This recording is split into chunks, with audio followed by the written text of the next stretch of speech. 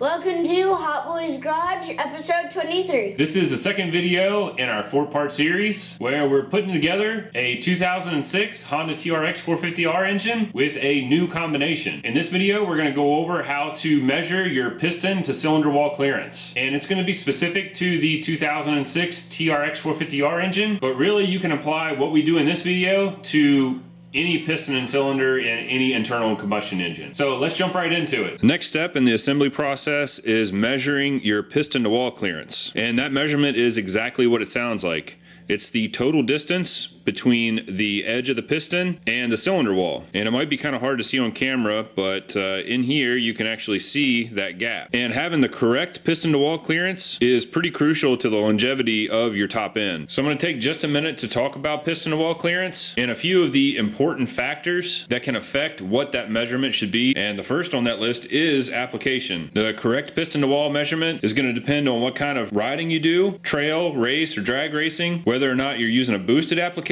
or nitrous, if the build's going to see extended wide open throttle, overall engine speed, cylinder pressure and compression ratio, engine load, the overall piston and crank design, and that means whether or not you've got short or long piston skirts or a short rod or long rod crank. That's going to affect the overall rod angle of your engine and the amount of skirt side loading, and that's just to name a few. The correct piston to wall clearance is also going to be affected by the cylinder and piston material, whether or not you're using a steel sleeve or a cylinder with Nicosil. And of course, pistons can be cast, forged, billet. All those different materials have different thermal expansion characteristics. And then last but not least, piston size and cooling can also affect what the proper piston to wall clearance is going to need to be. Generally, large pistons are going to expand more. To figure out what the proper piston to wall clearance is for your build, again, it's going to greatly depend on your application and the parts you're using. If you're doing just an OEM rebuild, you can consult your service manual, or if you've got aftermarket parts, many times those parts will come with a spec sheet that will tell you what the piston wall clearance should be. And if you don't have that, then I would consult your builder. So now we can go ahead and jump into how to measure piston to wall clearance. And then as kind of a bonus, I'll also go over how to measure cylinder taper and cylinder out of round, because those are fairly easy to measure while we're at it. To measure your piston to cylinder clearance, you're obviously going to need your cylinder and your piston.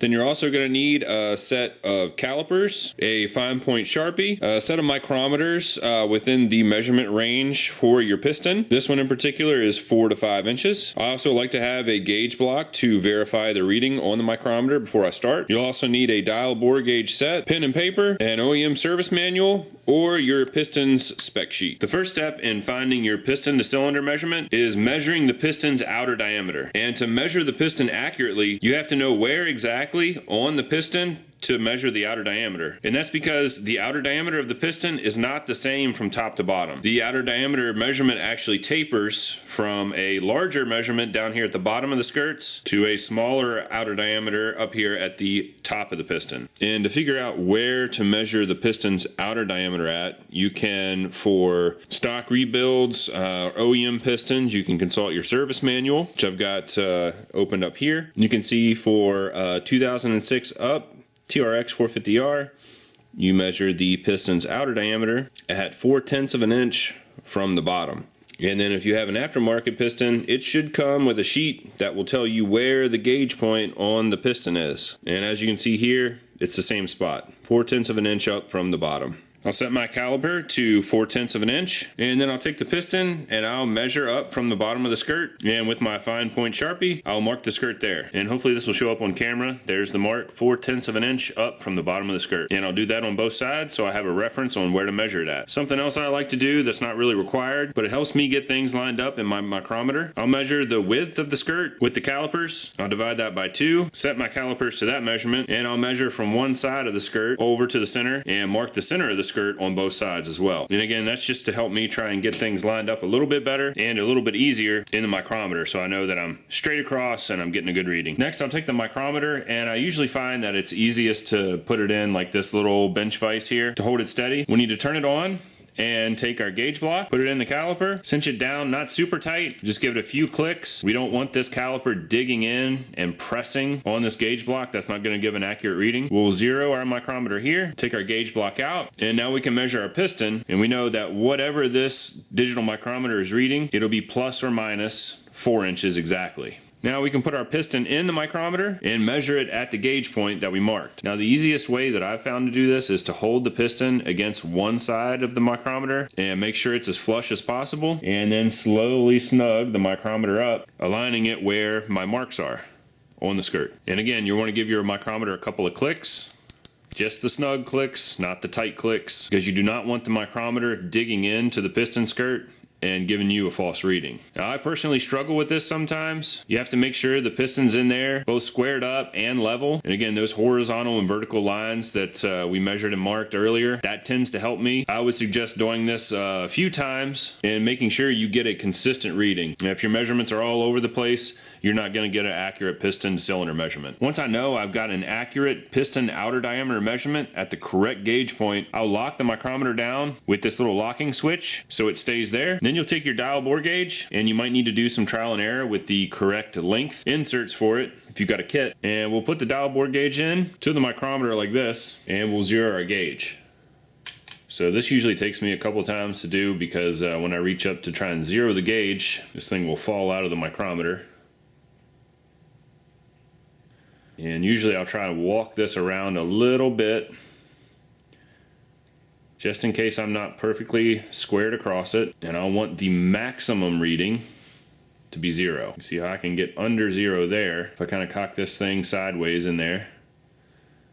Once I square it back up, it is on 0. Not sure if you guys are going to be able to see that on camera, but that dial indicator is on 0. If I rock it back and forth, 0 is the max reading. That's what you want. So now we'll take this out of the micrometer, and then we can grab our cylinder, and we can take our bore gauge, which we know is zeroed to the exact outer diameter of the piston at the gauge point, and we can put it inside the cylinder. And I like to run it down just an inch, maybe 2, and take a measurement. And how you take a measurement of the cylinder is exactly how we took a measurement of the inside of the micrometer with this. Put it in, we rock it back and forth, and you take the maximum measurement. So the maximum measurement that I see as I rock this back and forth is right at about 3/1000ths of an inch. So it's 3 ticks under the 0. The graduation on this dial indicator, each tick is 1/1000th of an inch. So that means our piston to wall clearance is 3/1000ths of an inch. And you can verify this at any point in the cylinder. A brand new cylinder should be within a 1/2,000th, anywhere and everywhere. Top, bottom, in the middle. You can also go side to side with it, and that's how you find your piston to wall measurement. Now you can also find your cylinder's taper and out around measurement really easily like this. All you do is record the measurements at the top, at the middle, and at the bottom, both side to side and front to back.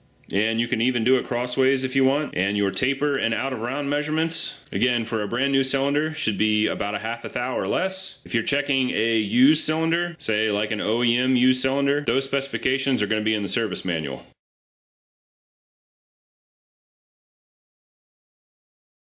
Now that we've got our piston to wall clearance, we can come back to the whiteboard and look at some more of my bad handwriting. Up on the board, I've got the OEM specifications directly from the service manual for the 2006 and up TRX450R on the left there in blue.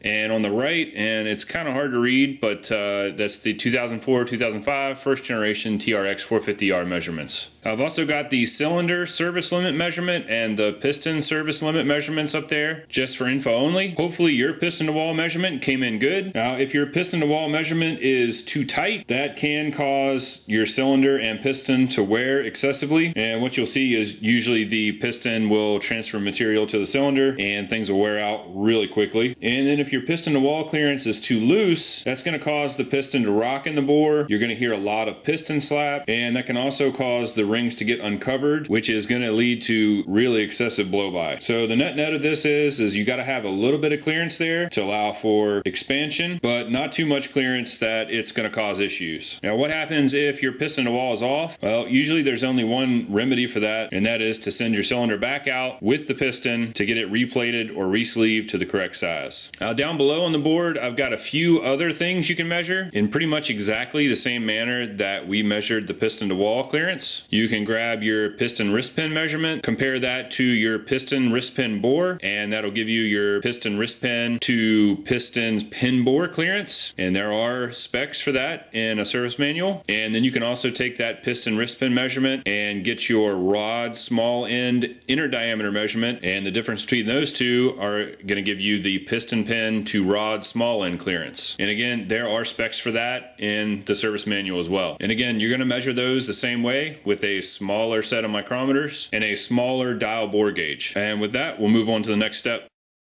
So that's it for this episode. Check out the next episode in this series where we talk about piston rings and how to measure and set your ring end gaps. And make sure you like the video and subscribe to the channel. Thanks for watching.